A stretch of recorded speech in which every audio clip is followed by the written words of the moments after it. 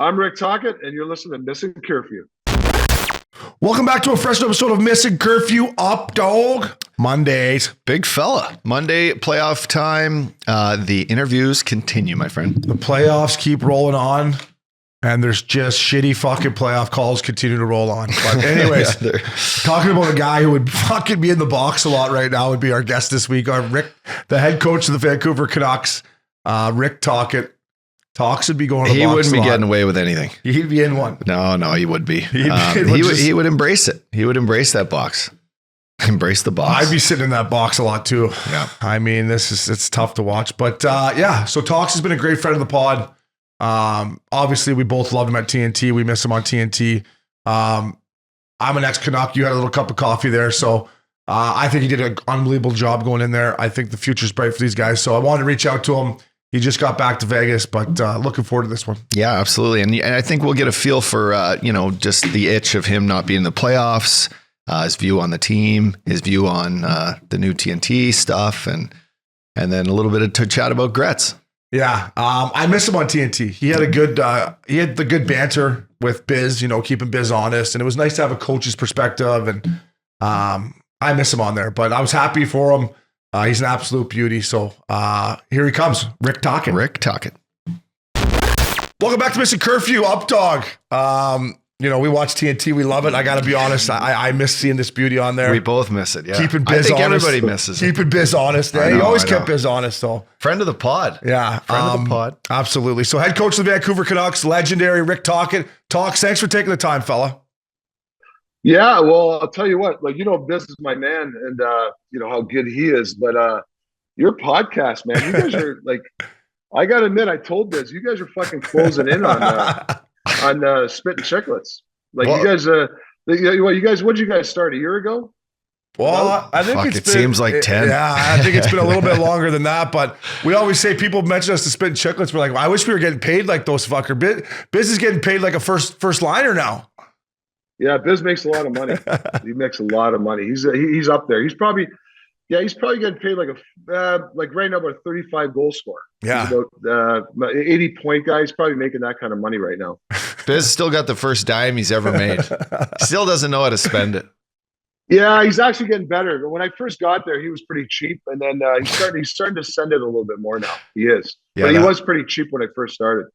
Yeah, I think he put his credit card down in New York one night. Remember, he bumped into him. Didn't we have dinner with them or something in New York? And he pulled his card out at the club, and I almost fell over. Talks. I was like, "Holy shit! Here we go." Yeah. He might have the bar. It might be the Barstool credit card. Who knows? It might not be his. Talks. Yeah. We knew we felt like we were coming when they stopped mentioning our name on their podcast.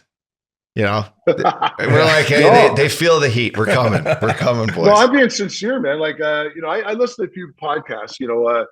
I like listening to different, what's relevant in the league. Sometimes you pick a few guys to listen to, but over the year, man, I got to admit, you guys, I guess Spit and Chicklets, are they the best so far? I mean, they're closing the gap. Well, they're the OGs. They're the original gangsters. They paved the way. And to a lot of podcasts, not just hockey, they jumped out into a field that not many guys knew what to do, and they've crushed it. They've done a great job. And so we look up to how they've done things, and probably the hiccups they've had, because we all have them in this space. Yeah. As you know, in your media world and post hockey stuff, it's a learning curve, but it's been fun. It's been great. Well, you got to do these sort of things. Even when I was in Vancouver, you had to wear a mic, they follow you around. The old school guys back in the day, I'd probably say no way. But now, if you want to grow the game, it's like, yourself, your podcast. Like, my son's 23. He listens to it. He doesn't want boring old hockey, the old style, right? He wants some fresh, he wants to know who you guys like tonight, or who's playing well, an opinion, or hey, the coach made a mistake, or the player made a mistake. And that's why the young generation, they want to hear that sort of stuff. So, and we got to grow the game. So keep doing what you're doing. Thanks, fella. I agree. And Talks, let's go back to when all this kind of unfolded, because like I said, I would watch you on TNT. I'd fire you a text on commercial. You'd fire one back for me. So selfishly, I was like bummed that you were going to leave. But as an ex-Canucks player, I thought it was going to be a great hire. But kind of walk us through, because I know how much you love TNT. Yeah, I really had honestly, if I was going to get back in, I always thought, hey, if there's a right opportunity, but I really like what I was doing. I could work for TNT for the next 10 years, you know, and what they represent, kind of the connection we started having with the NHL. So it was really fun. And then, you know, but I was always friends with Jim and Patrick, and over the years, they always kept in touch. You know, hey, what do you think? Like, you know, just as normal conversations with you know, your past friends in the business, and it just started to get legs. You know, say, you know, we're not happy with what's going on here. Would you be interested? And it sucks on my end too. You never want to be that guy in the dark shadows. You know, wait for the guy. You know, I hope the Canucks lose. I was never that guy. But it took me a long time to kind of figure out if I was going to take that job. You know, obviously, you know, it kind of sucked how it went down. That was the only thing I hated about it. But, you know, we've all been fired and somebody else comes in and takes our job.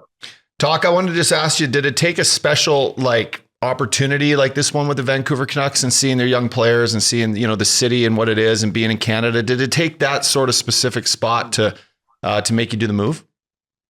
Yeah, it's a rabid fan base. You know, Obi will tell you it's they're craving for a winner. The city is hockey crazy. It's really the only, they got the Whitecaps here, they got BC Lions, but they're kind of the big show in town. It kind of intrigued me, right, to get back to that Canadian market. A lot of pressure, which no problem. You know, I'm going to swing the bat, right? You know, hopefully it works out for me, but. And then obviously the past relationship with Rutherford and Alvin, how they ran Pittsburgh. You know, we had a good run there. You know, when I was assistant coach, so and there's some good players there. I mean, there's 3 or 4 high elite players. We got to find some other pieces to get this train going to get us back. You know, this franchise back in the playoffs. So you mix that all in, and I was like, yeah, man, let's go for it. Talks, I want to tag what up you saying about the Canadians saying the fans and you're bang on. And when it comes to the media, I thought you did a great job, right? When you went in there, like I love the Vancouver media. They were great to me. There was times they could have been harder on me. They were great with me. Travis Green, when he coached there, I would tell Green, you're like, open up a little bit more. Like you're kind of giving the Bill Belichick approach. I thought you did a great job of being yourself. Did working with TNT and that help with that, with the Canadian media like Vancouver? Yeah, I think so. You know, just being the media side. I know they have a job. You know, Greeny's a close friend of mine, and I really think he's a really good coach. I mean, I don't think he should have got fired. And we talked about that. But, you know, the one thing I think Greeny would be different now, like, you know, he told me he'd very rarely go out. You know, he'd stay in his apartment. And I said, hey, man, if I take this job, man, I'm not staying in my apartment. No chance. You know, I'm walking the streets. You know, there's a couple of places I found me and Adam Foote go, some really good places to go have a good meal or something, you know, a beer or something after the game or you know, between the games. I'm not going to let the city hold me hostage because I'm an NHL coach. So that's one thing I've kind of had found the balance. Now, listen, you lose 5-6 in a row, I might change my opinion. I might lock myself in my room, but I don't think I'm that type of guy, though, to be honest with you. No, and Talks, I was lucky, right? We won 2 divisions when I was there, but I embraced the city. I embraced it, and I went out and I fucking yeah, you did. Maybe embraced it too much, but like I went out to meet people, and especially when you're winning. But even when we lost, I would still go out for dinner, and I would, you know, what's going on? Oops, you know, the Cityans will get it going. Don't worry, boys. You embracing that city gave us our name for our podcast. Yeah, exactly. But I think even if you're taking a couple losses, you got to. It's still like embrace the city, I guess is what I'm saying. Yeah, no, it's like you said, you know, talking to a fan, hey, what happened? It's no different than the press. You know, they're looking, they want answers. They, you know, they'll ask you, hey, in the third period, you took this guy off the line, and I'm like, man, they noticed the game that much. Like they noticed everything. You know, I was in Arizona, you know, if I made a line switch, it'd take a month for the press to find out. So it's a totally different market, and you know, they keep you on your toes. I will say, you know, there's some narratives they try to paint that's not the truth, but I get what they're trying to do. If you're honest with them, I think you're fine, to be honest with you. Yeah, no, there was a couple guys this year on social media that I almost fucking went full throttle at when you guys were playing unbelievable, and they're still nitpicking. The one guy I did light up, I'm like, buddy, like, how about some positivity coming out of you? A little positivity. They've won 8 straight or whatever it is, and you're still nitpicking some stupid thing. Well, you know what? Hey, listen, I know it. Coaches bump. You know, they did it last year when there's no pressure. You know, it's same old. Like you hear all those narratives, but the only way you're going to change that is the coach and the players together. Like so, and I can understand some of the people they snipe about stuff, but I can't listen to that. I just got to worry about what's in the dressing room. Talk. You mentioned footy. Walk me through like choosing your assistant coaches that you got to bring in. And then I had Yosi in St. Louis, smart, great guy. He sticks around, his influence with your decision-making and your structure. Walk me through a little bit about that, that setup that you had. Yeah. So when I was talking to Jim and Patrick about the job, I said, I need to bring a couple of my guys. And I knew footy. I coached footy when I first retired. I think it was 2005. I went to Colorado. So I know footy, and we stayed in touch. Not like we talked every day, but we talked during actually last year's playoff, and he would text me on, "Hey man, on that 2-on-1, would you play it this way?" Or he'd talk about system stuff, and we just kind of got a relationship of talking system. And then when this job I was thinking, who can I get? A lot of the good guys were taken. I knew Gonchar, who I absolutely love. We had him in Pittsburgh. He's a part-timer there. I knew if I could land him, that was a tough one if I could get him. And then footy, I took a shot. An experienced guy, never been a coach before in the NHL. And I hit home runs with those guys. I mean, you can ask, you guys can call any of our D, and they'll be forthright. Those guys have helped them a lot. Really good. They're solution guys, right? I could be the hard ass. Sometimes they come in, they're the cleanup guys. And I think they really take their job seriously. They feel they can fix every D. That's the way. And that's as a coach, you want those type of guys, those assistant coaches where they feel they can help a player out. It's always smart to take a couple D with you, eh, Talks? You don't want to wear you like the up dog. You gotta get a couple D men there. Can't keep me under control.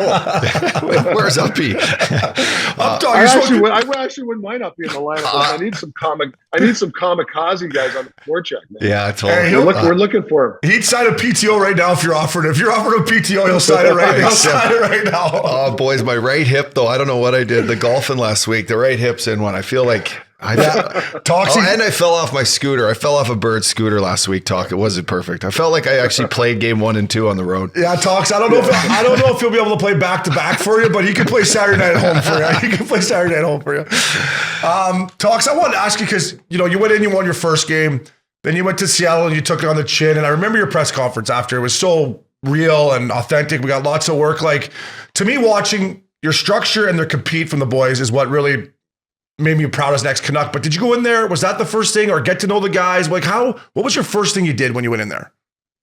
Well, obviously analyzing the team, what they needed. I felt we needed to be a better breakout team, and we had to change some things. D zone coverage. It's okay to make a mistake. It was the second and third guy making the mistake. It was so egregious. Like, they were getting back doors. Like, it's okay if somebody makes a mistake, but the other four guys got to hold the fort. I felt everybody, we were pushing their chips in. If a guy made a mistake, then a guy would lose his position. And the next thing you know, there's a back door on our goalie. So that's the one thing I'm most proud about. Not so much me, but the players really took that to heart.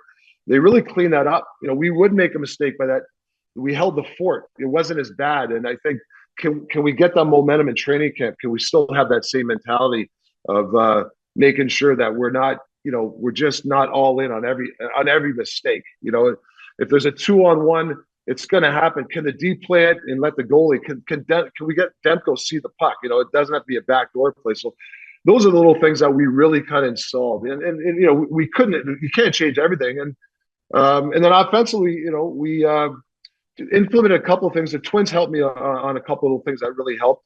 And I think we could we're only going to get better in training camp. Yeah, I agree. And when you go in there and try to get to know the guys, and you have 20 games left you have, like, how much time did you spend of pulling Uppy in your coach's room? Obi, come here, I want to talk to you. Like, do you do that, or you just focus on, I'll get to know these guys over the course of the last 25 games or whatever? It's all relationships, man. Like, we can X and O at the death. I feel I'm a good X and O's guy. There's so many good coaches that have X and O's, but if you look in the league, the guys that can really communicate well are successful. Every guy's different. You got to spend time. I don't think you can go more than 2 days without really actually talking to a guy, like really talking to a guy. You don't have to spend 20 minutes, but just something. I think old style coaches, there's times where, coach wouldn't talk to you for 10 days, or they don't, it's not like they avoid it. It's just, they don't make time for you. And I think it's important. It's really funny. I kind of woke me up one time. Jack Stednica, one of our players, he came in, he wasn't playing much. And he came in one day and he said to me, he wasn't complaining. He goes, "Hey, Talk, you haven't really, I see you work with some other guys. You haven't really talked to me that much. You haven't really worked with me." And I took it to heart. I took it personally. I go, man, I really apologize. Like, it kind of hit me. I mean, I got to make sure I get to everybody. So sometimes as a head coach, you need a wake up call from a player. I remember playing too. That's a message that, it's great. I hope young players listen to you say that right here, because it's nice to know that a coach is like, sometimes you're dealing with so much stuff that you're dealing with your own stuff that you don't realize that, hey, this kid, like, he should come and say something to me. Yeah. Like, and I think that having that open locker room type feel is the dynamic that works in a positive way. Yeah. Like having these kids, like it's open door policy, boys. And that's come in and shoot the shit with me, whether it's good, bad, whatever. I'm here, because I'm dealing with a bunch of new shit here too. I just got here, And that's what I told him. I said, I apologize, man. As soon as you get in there, you got a lot of obligations, even outside the players. But I always tell players, man, if you got bullets, come in my office, man. If I played you 12 minutes, come in and say, hey, man, hey, Tox, I thought I played pretty good. Like, I watched some of my shifts. Like, I've been wrong before. You're like, man, I lost you, man. I apologize. Or there'd be some times where the guy will watch him. I'll watch him with him, like, hey, man, you got no bullets in the chamber on this one. He goes, yeah, you're right. I maybe I didn't watch the shifts properly, but yeah, you gotta have that dialogue. Yeah, you do. You have to have that. And if you show the players you're vulnerable too, like I think old style coaches always had that persona. It's on my way or the highway, and we don't make mistakes. That's not true, man. We're vulnerable too. Like we make mistakes. Yeah, I remember my after my second year in Van with AV, we had the best conversation, and I said, "Why did it take 2 years for this to happen, AV?" And like I've always looked at it, maybe like he should have pulled me in, but maybe I should have went into him and knocked on the door halfway through my first year and be like, "Hey, man, what's going on here? Like, talk to me. I'm trying to play physical." So it's on the player, I guess, ups as much as the coach, right? Talks a little bit. Well, yeah, you're trying to pay the mortgage too, right? Yeah. Like, we're both trying to survive, and it's you got to figure yourself. It's a business for yourself, so. A lot of players are scared to talk to a coach, and maybe it's the coach too. Maybe it's we're not approachable sometimes, and we got to be careful of that. Hey, go ahead, Paul. Speaking of old school, because we just started talking about old school stuff. Anyone that played hockey in the 90s or 2000s would have had a fucking laugh when they saw the crab walk on the practice when you had the boys blue line to blue line doing the old school push-ups. And did you come in with like that was you, right? I think was that you or that was Greener. No, that wasn't me. No, that was Travis Green. Did I not see that this year? Or was that they just showed a replay, but that's fuck, because I saw JT Miller boys flying up the ice. Yeah, it was Greener. That was because I was gonna go. What does it take to fucking you get the boys to go? Hey boys, we're doing the crab walk and then 10 push-ups. Last guy's doing it again. I laughed when I saw it talk. So shit, my apologies. No, that was Greener. Well, I was like, I text Greener. I'm like, what the fuck are you making the boys do the crab walk here for, fella? Yeah, I'm a little different. Like I know that the Tortorella, Green, those guys are and I understand what they're trying to do. They're trying to set this bar where the anxiety of somebody, you better be in shape. Now, I told our guys we have a Canuck standard. We'll have a skating test, and I'm not going to be doing crab walks. But we really, you got 4 months, man. You got to be in shape after 4 months, especially when you haven't made the playoffs. Yeah. So they're on high alert. I told them there's going to be some standards that you're going to have to come in, but I don't believe in killing guys in camp. I believe you're in shape. We have so much to do, like system wise. We got to, the special teams. Like we have to have a good start. So I don't think killing the guys for 3 days is the way to go. Now, if you're out of shape, then you'll probably be in the C group, and then we're gonna have to deal with it a different way. I hope we don't have a lot of guys in that C group. I'll tell you that. Yeah, Talks. I've always wanted. I know you're the perfect guy. Like as a coach, you can tell who's like, okay, the skate test and this and that, whatever. But like throughout training camp, you can tell who's in shape, right? Like you look at me, you're like, oh, Obi's looking a little chunky, and then we do our first inter squad game. You're like, fuck, O'Brien's not in shape. Like you don't need to skate me through the ice to realize that maybe I didn't do the extra in July and August. You know what I mean? Yeah, I like the small ice games, man. That's when you can tell who's in shape. Like, guys. There's some guys are great skaters. They could skate around, and you're like, man. Then the other guys, maybe not, listen, maybe not as fast. But all of a sudden you go in those corners and you play those 3-on-3 or 2-on-2 and you do intervals like 3 times, 1 times 3 rest. Then you see who can play the game. I that's how I judge those small ice games. Then like, the 3 laps type of thing. I'd rather see some pushing and shoving personally. Yeah. Fuck, Talks. I would have loved to play for you, fella. I would love a little push and shove in the corner myself. Fuck. Hey, coaches love when the pucks are just, Talks when you put the one net in the corner and you can fucking face each other. And the coach has all the biscuits and he's just ripping them into the corner and watching the guys go to town. That's got to be a coach's highlight, huh? Yeah, we do that. We do that. It's a drill. You have the two nets. It's a great drill. You usually do that. Most coaches do it for punishment. Like I'm doing it for like, I want like guys, it's not kill each other, but also like body position. Hey, how do you holding onto a puck under pressure when two guys are coming at you? That's really what you look for. Punishment, yeah, once in a blue moon, but to me, it's really trying to hone your skill, to be honest with you. No, and that's the game. And by the way, that's the game trying to realize how to defend now within the rules, right? Like, I laugh about cross-checking, but if I was doing that drill with you every day, I'd be like, okay, how do I defend here without taking a penalty? Yeah. Because now it's so hard to defend, as we all know. Great point. And that's like, listen, the rules are the rules. Like, we always bitch, hey, this penalty, but I'll tell you, it's our job as coaches, and even teaching the defense, like with Foot and Gozzer, how do you defend the corner? Like, you can't hook and hold. So, how do you do it? So, we have some techniques. I'm a big believer, two hands. When you can expose the hip, that's when you go to two hands and you cross-check the hips, but you don't like really cross-check. You almost get inside the guy's hips. That's the only way you're going to – how do you defend McDavid? How do you defend Crosby? How do you defend Mackinnon? You got to double up on him, or you got to make sure that you got him close to the boards, and then you got to eliminate him as soon as you can. Once they get off the boards, you're dead. Yeah. You almost got to put them into your coverage, Yeah, Talks, just the last thing on training camp I wanted to ask you, and you mentioned Torts. I had Torts, and he, summer he called me like 10 fucking times to scare me even more. But in your case, are you going to check in with your veteran guys over the summer and say, hey, how you doing? How's it? Or are you just say, boys, I'll see you September 1 at GM Place or whatever? I don't think you can win nowadays by shaking a guy's hand. Hey, man, we'll see you in September. As a coach or assistant coach, or even as a management, I think you got to be in contact with these guys. I don't even know if you can go 2 or 3 weeks without even talking to a guy. And hopefully you have a relationship with a guy where a guy will call. Like JT Miller the other day just texted me, just say, hey, what's going on? So I'll give him a call this week. I think you have to build those relationships. I'll probably fly to Pitt to see a couple of guys. I might go to Michigan to see Huggy, Husey, and Dakota Josh. These guys, they're training there. I might make a few trips to see a couple of guys for sure. All right, yeah, Talks perfect. You teed me right up. Let's start with JT Miller. This is a guy that I've loved since he's been a Vancouver Canuck. I take him on my team any day of the week. There's been some rumblings in Vancouver. He snaps too much. Oh, he points fingers. Like, what is your? He feels like he's a Rick Tocchet type of guy, I guess is what I'm asking you. Yeah, I love him. He's bought in what I'm doing. And listen, I understand. And he'll tell you he made mistakes. The perception of him. The first thing I did, guys, when I walked in, I introduced myself to the team. I showed a 3-minute video to the players of bad body language and bad changes. And, Millsy was in a couple. And I said, guys, I can put up with a lot of stuff. I want you guys to have your fun. But, if you're coming to the bench slow and you're snapping your head back, if a guy makes a bad pass to you, we're going to have a problem. Like that's one non-negotiable.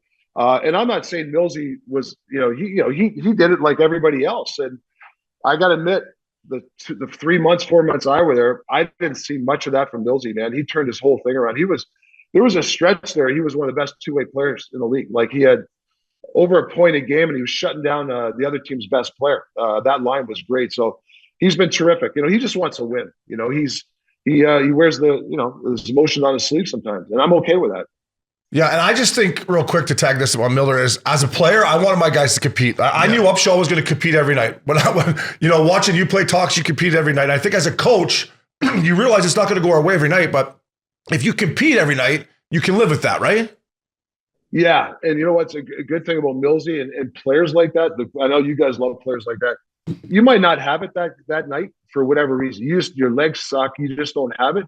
I like the guys that stay mentally strong and just do the right things. Like sometimes we don't have it. Guys they're worse out there. They give the puck away. They're just terrible. But if you can hang in there, I won one game, Millsy didn't have it. And I was watching him. He just wasn't making mistakes. He would dump it in. He had good angles. He'd come off early.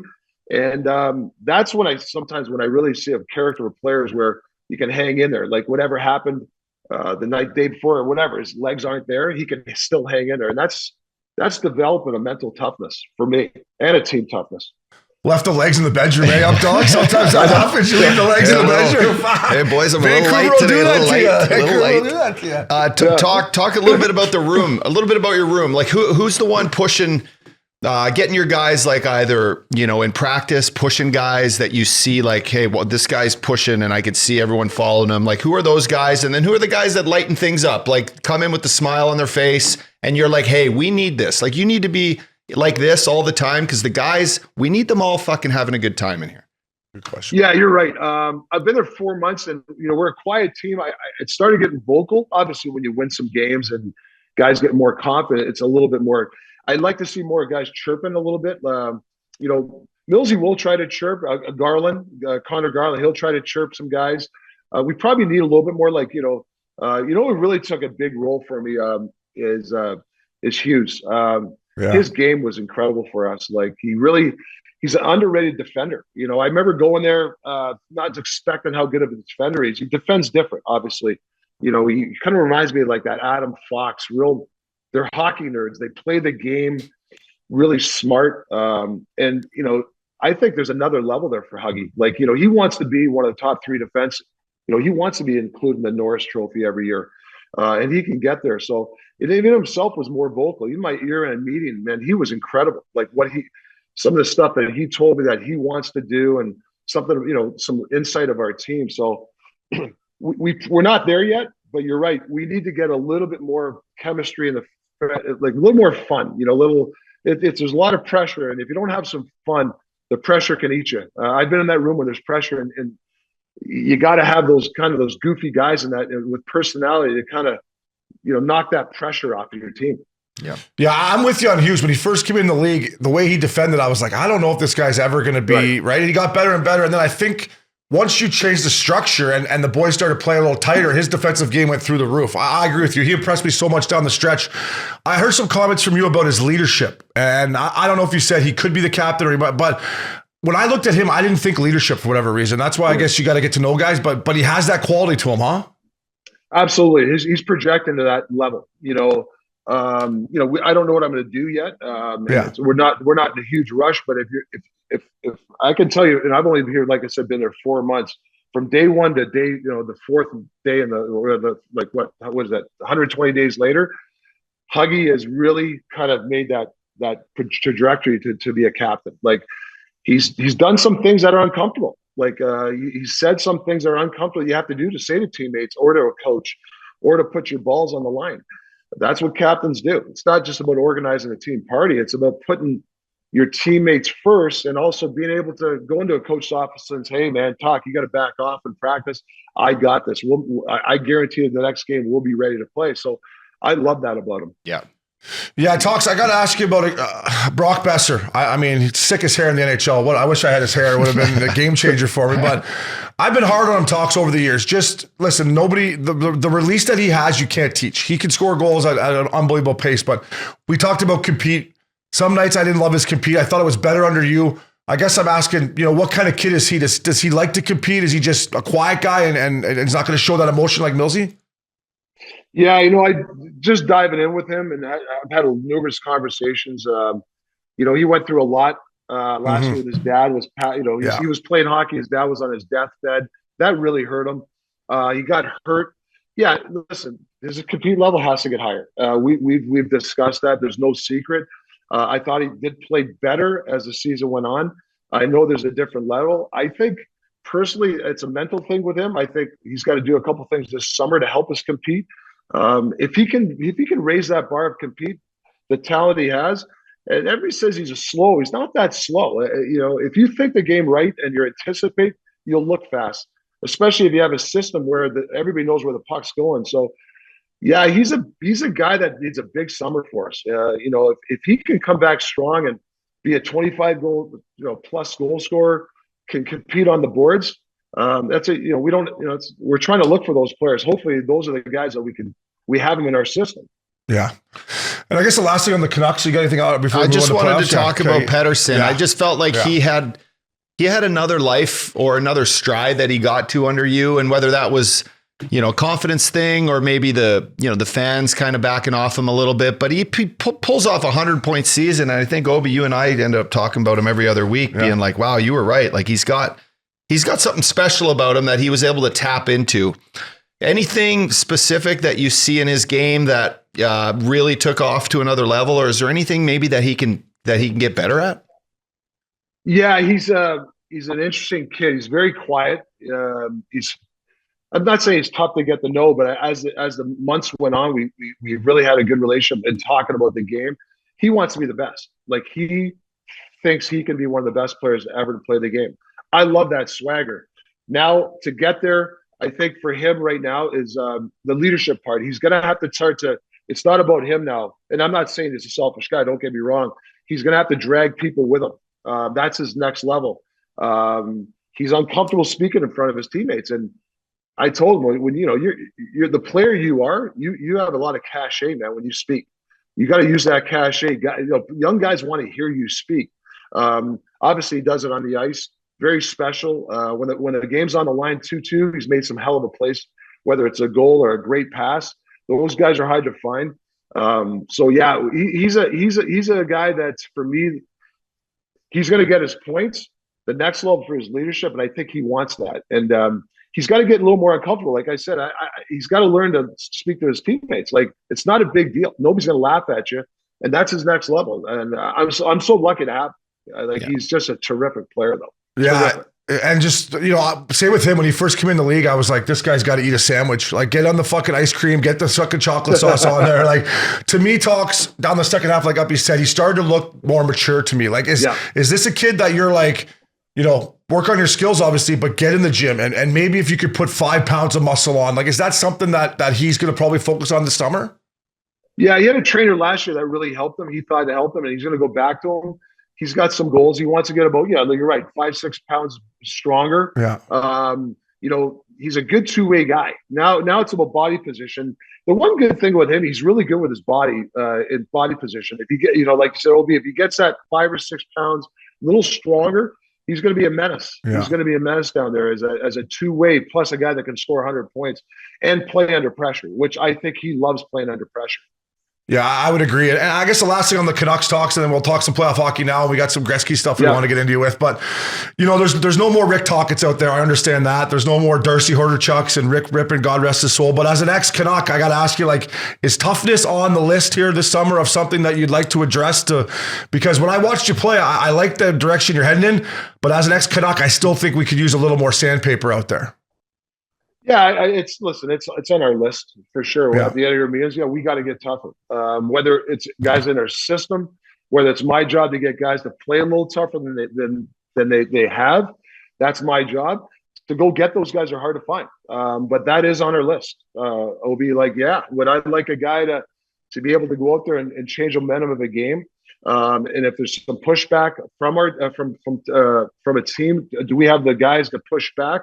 Not so much fighting. Yeah. It's really the next shift. Like, how do you stop momentum? That's on the list for sure. Yeah, that separates teams. Yeah. Get your guys more confident, allows you to play a better, heavier game. I think you look in the playoffs, those big teams are the ones that ones Mini, that you're Mini right now. I don't know if they're gonna get by Dallas or not, but that Marcus Foligno, if I could fucking get him on my squad, if I was a GM or coach, just guys like that compete and play. And I know he's a dying breed too. And like Talk said, they're hard to find, but not fighting, but guys that just kind of play hard ups. You know what I mean? Yeah, that mini team is very. I know Billy Garrett is good, but that's a very close team. They're tough. They're a tough team, but they're very close. You can tell that's why they've been successful. Yeah. Did you ever play against Dean Evison, by the way? Because I had him as a junior coach. You must have played against that little fucker. I played against Steve. I think he was at Hartford stuff. Yeah, he was a good player, man. He was a little rat on the ice. Yeah. He's hilarious behind the bench. I know he is. Went at it. That was hilarious. Him and Bonesy. Yeah, that was great. Bonesy called him a little shrimp. Bonesy called him a little shrimp. Hey, I'm like, Bonesy, you're 68 years old. Don't mess that suit up, fella. Come on, Bonesy. He's got the crazy eyes, Dino. I've never seen a coach. I mean, with the he punches that Darby Hendrickson every time they win a game. He fucking drills him, Talks. Hey, so Talks, this is great. I might have told this story, but when we had him in Kamloops back in junior, we'd have this workout gym, right? A little tiny thing, no bigger than our studio. And we would do these circuits, and he was a big guy and working out, and he loved to golf too. So he'd be like, guys, like, fuck, what? You're not going to work out because you don't want to be too sore to go golf after? He's like, I work out every day and I fucking love the pain. But anyway, we'd have the heavy bag, and he'd tape like a Prince George jersey around it, right? A Cougar jersey. And we'd fucking, part of the circuit would grab onto that thing. You had to grab on and just fucking it was, I mean, this was what we walked into in junior hockey back in the day, right? Yeah, that's great. That's great. I love that stuff. I love that stuff. Well, we actually should do that nowadays. The NHL coach, put it in the heavy bag with whoever you're playing the night before. Yeah. And just go there and say, boys, before you leave, get a couple writes in on the jersey before you head for lunch. But okay, so to piggybacking into playoff a little bit right now, I had a conversation with my boy Rob Bertuzzo, fucking legend, and he said that Seattle and LA were two of the hardest teams that they played this year. What I'm witnessing, out of Seattle, the way they play, their structure, they're just go, and their guys they're all bought in. Would you say this? Would you say that that's a good argument? Like the way that they're playing right now, they're making it tough. They're being a hard team to play against. Well, listen, they kicked our ass the 2 games I coached. And I know Bert well, and he's right. When they get possession, they take off. If you look at the way they construct their team, they had some really good free agent signings. I don't even know their fourth line. Sprong scored what? He's a fourth liner. He scored 21 goals. Yeah. Some nights you don't even know who their first line is. Like, to be honest with you, they have 4 solid lines. Their D are big, but they're pretty mobile. But when they get the puck, it's gone. They do a lot of space plays, right? They'll throw pucks and they'll skate into it. And they gave us fits. So he's right. And the same thing with LA, a very structured team. Same thing, 4 really good lines. I mean, that's the common denominator. Some teams, you go to the fourth line, there's a big gap between the third and the fourth line. Not on those teams. They're pretty well even, those 4 lines. I would say, I don't want to take anything away from the Kraken. The Updog loves the fucking Kraken here too. So he's all in on the Kraken. I picked him to get out of the first round, and now I got to go against the Avs, but it's not perfect. But everything you said is obviously right. But when you look at the Avs, you realize the lack of depth, right? Like no Landis Kadri goes to Calgary. The big Nichushkin train doesn't play last night. Like it's no disrespect to Ben Myers and Lars Eller. And fucking Newhook drives me crazy. But when you look at the Avs, when I watch right now, it's like if the big boys don't do it, Talks, they could lose this series. Yeah, I did that series last year, Colorado and Edmonton, and followed Colorado. If you look, their fourth line was really really played well for him. Comfort played that third hole, which he's probably one of the best third line center in the league. So and then obviously losing to Kushkin last night was a big loss. I love that guy. So but they still got it. Colorado, there's moments there for about 7 minutes with like the Holland Globetrotters all over there. Right? I know, it's crazy. And Mackinnon, when Mackinnon gets pissed, this is a huge game 5. Fucking Seattle massive. has a shot at winning this, and I'll be honest with you, Grubauer has to be he has to be the first or second or third star the next game. I mean, if he's just okay, I don't think they can win the game. But if he's one of the stars of the game, they have a shot. Talk. How would you personally, bring you back? You're 28 years old. You're playing McKinnon in this series. How would you play him? Would you want to piss him off, or would you follow him around? Would you slash him? What would be like how do you get a guy like that off his game? I always feel like rush players, you got to swing with them. F1's got to swing with. You got to take them off the rush. They're hard to do, and sometimes even McDavid, they'll beat the F1. That's where F2 comes in. You have to have one F2 swing and get the puck out of his hands and slow him up at the blue line. That's your only chance. Like the thing with McKinnon, he's so good hash mark down. It's hard to double up on a guy like that. I'm a big double up guy. You play defense. It's hard to play one-on-one in the corner. That's why you need that center help. And 100%. you can kind of squash it right away. If you don't and you make the wrong read, he's going to find somebody. He's going to find the weak side defenseman, or he'll find that that slot guy if you're late. So I'm telling you, it's a menace. But for me, those guys like that, you got to take them away in the rush. You got to be above all night against that line. You have to. You got no choice. You got no choice. And you guys know as playoffs, you make adjustments, right? In Seattle, he did it last night. McKinnon comes in 100 miles an hour, and he does that tight turn up the wall, and the forward would just fucking squash him. Somebody killed him. Who was the guy? I don't even know the guy's name. It was it might have been Borgstrom or somebody. Tanev maybe. McKinnon does that tight turn. They close on him, hit him, turn over, they go the other way. So Seattle's made some good adjustments. But I would like to, you bring up Grubauer Talks.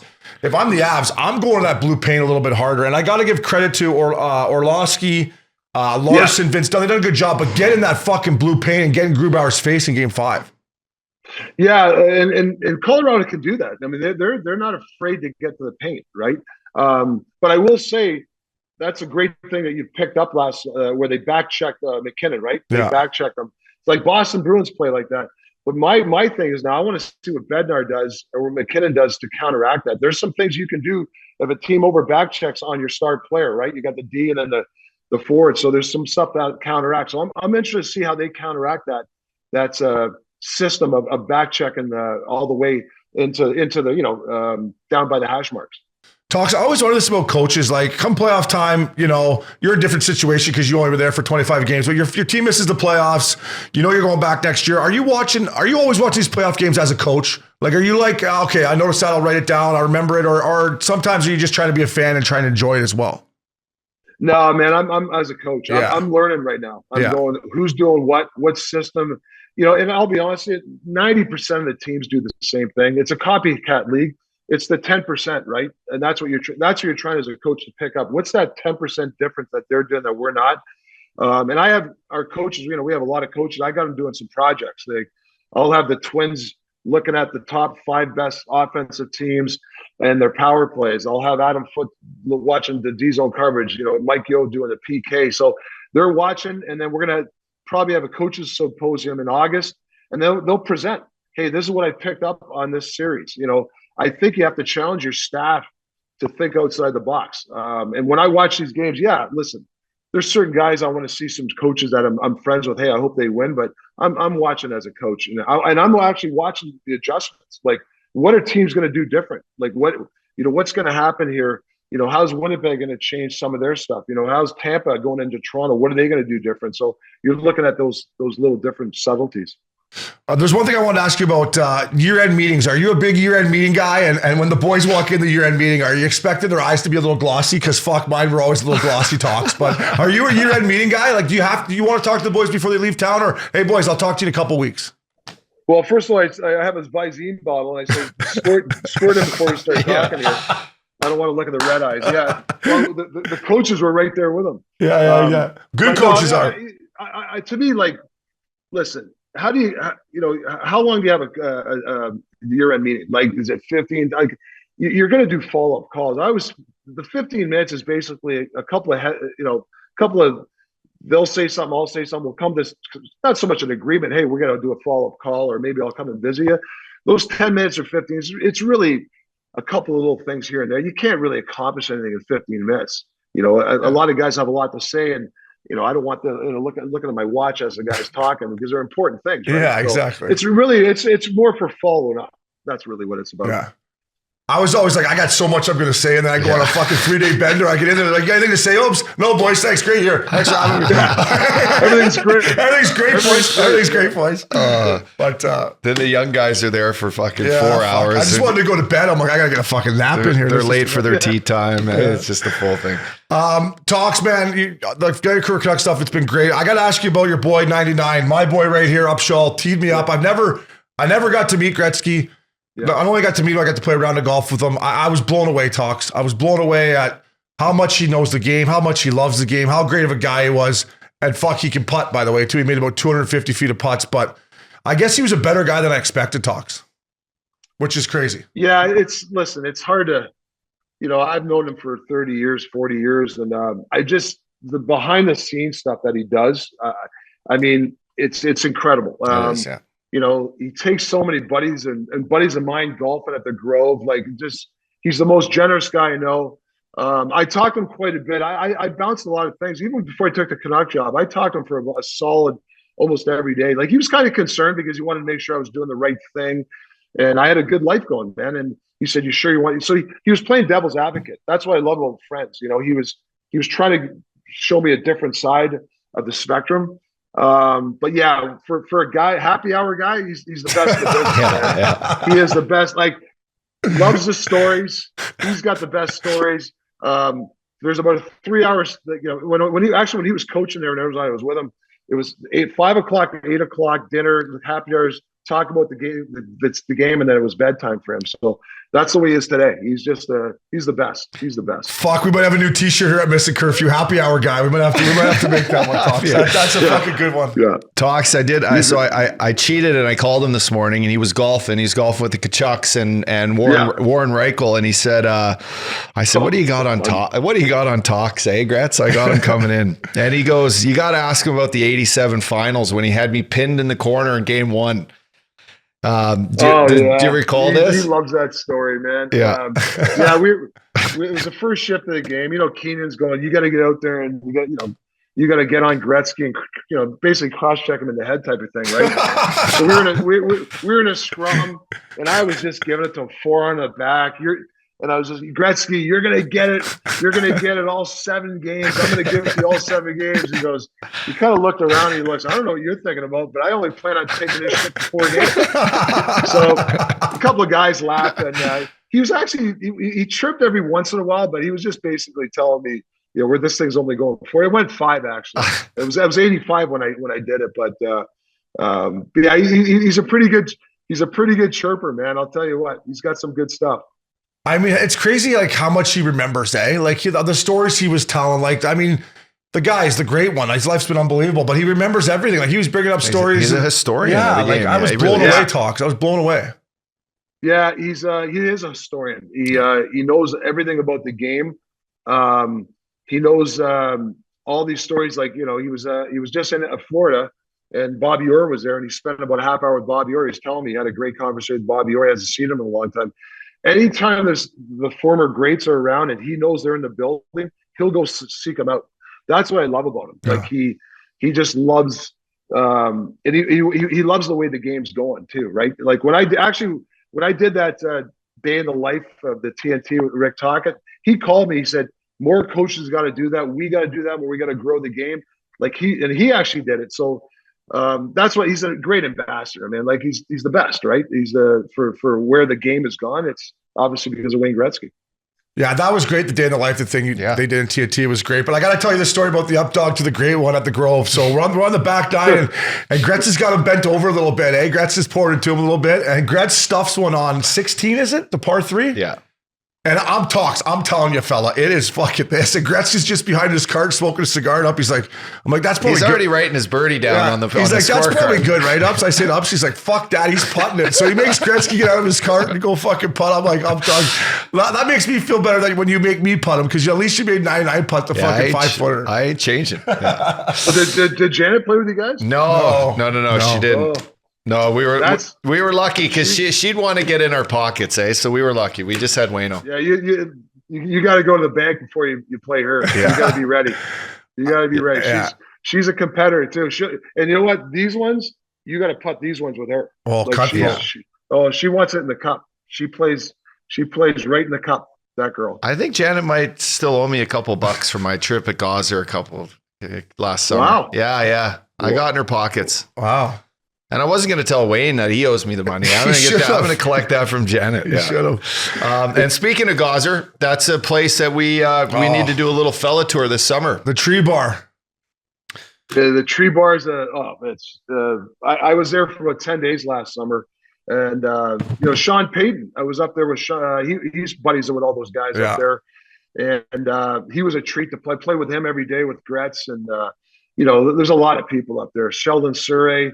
Russ Cornos, Rusty, Russ Kelly Chase, the Wiz. He's funny. The Wiz, yeah, he's a great golfer. There's a lot of good golfers up there, but it's really about golfing and being able to hold the beverages down. That's really what it comes down to up there. Yeah, we fit right in. Yeah, We'll talk about Coach Payton. Do you think would he be a guy you could ever lean on for like some of the stuff? Like he seems like just an unbelievable guy with leadership qualities, and the fact that coaching the NFL is the ultimate thing. But I always remember Hitchcock telling me that Andy Reid was a guy that if you could ever get on the phone and chat with, he wanted to make those calls because it's knowledge that you can't really, get anywhere else. Right. Yeah. I picked his brain up. I sat with him dinners and breakfast, and we were talking about coaching. I asked him what some of the stuff that he does. Obviously he's got, 55 guys on a roster, and it's totally different. But he talked about his relationship with players. He said, like he said, he tried to almost every other day make sure he talked to almost everybody, or somehow getting in everybody's meetings. They have so many meetings, they're tough to get to for head coaches. But he tried to get with every Tuesday at least a meeting with every department, right? And then he signs that big deal in Denver. I think he's going to be terrific for the Broncos, man. He's going to. I think Russell Wilson should bounce back because he's a quarterbacks type of coach, right? Look what he did with Breeze. Yeah. But what a great guy to bounce ideas off. Yeah. Fucking Russell Wilson fucked up my whole fantasy team talks. I took him and they forgot how to play football on me. So not a huge Wilson fan, but you're right. If anyone can get a bounce back, it's Coach Payton. But Talks, thank you, man. You've been great to us ever since we started this podcast. As an ex-Canuck, I'm proud to have you behind the bench, buddy. I'm looking forward to watching you boys keep it rolling. So thank you for taking the time and keep doing what you're doing because you're great for the game, my man. Oh, thank you. No, they love going to the show. I think, can you see? I got the. Oh yeah, the there you go. I got the T-shirt. I represent. No, like I said, great podcast you guys got. I think a lot of people like listening to you guys, what you got to say. But it's been a lot of fun. We got to do a Gozzer trip this year. I got 4 months off, so yeah. Awesome. Hopefully this is my last 4 months ever. In my career. We'll see. Exactly. Enjoy it while you can. Thanks, Talks. Thanks, Talks.